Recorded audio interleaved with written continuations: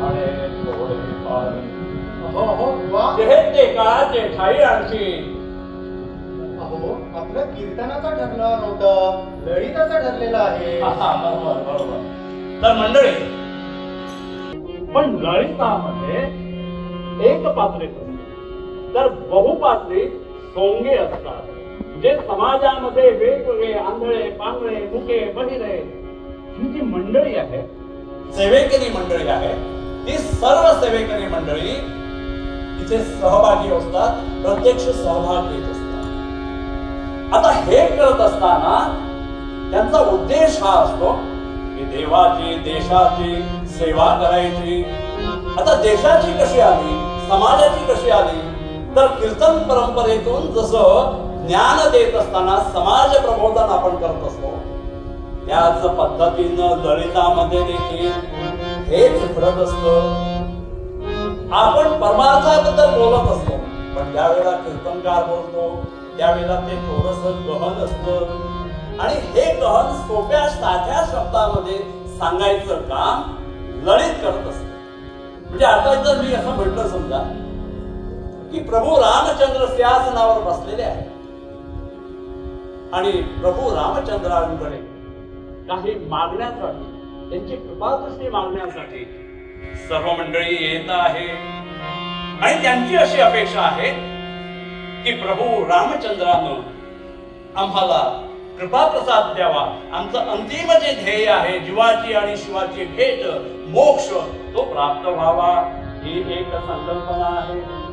आता ही म्हणत असताना हे अतिशय गहन पद्धतीनं न मांडता साध्या सोप्या शब्दात सांगितलं तर ते अधिक लोकांपर्यंत पोहोचतं, अधिक लोकांना आवडतं, कारण त्यातून कर्मयोगही होत असते. आता हे येत असताना की कोणीतरी म्हटलंय की कोण येतात नावात काय आहे, नावात काय आहे असं कोणीतरी म्हटलंय. अहो शेक्सपियर ते शेक्सपियर. हा बरोबर, नावात काय आहे असं त्यांनी म्हटलंय. शिवाय ही जग ही रंगभूमी आहे असंही म्हटलंय ना. आता हे आपल्या लक्षात राहील, कारण आताची काही वर्षापूर्वीची ही गोष्ट असल्यामुळे आपल्याला लक्षात राहिलंय. पण हा विचार, हेच तत्वज्ञान, हे जग ही रंगभूमी आहे हे तत्वज्ञान हजारो वर्षापूर्वी सुभाषितकार किंवा जे अतिशय विद्वान मंडळी होती त्यांनी मांडलेलं आहे. आनीता नटवन्मया तव पुरा, आनीता नटवन्मया तव पुरा, श्रीरामया भूमिका व्योमाकाश तथा पराधि बसवा तत्प्रीतये द्यावती श्रीयावर रामचंद्र की जय. या विकासराचा नमस्कार मानून घे देवा, मला पूर्वक नमस्कार.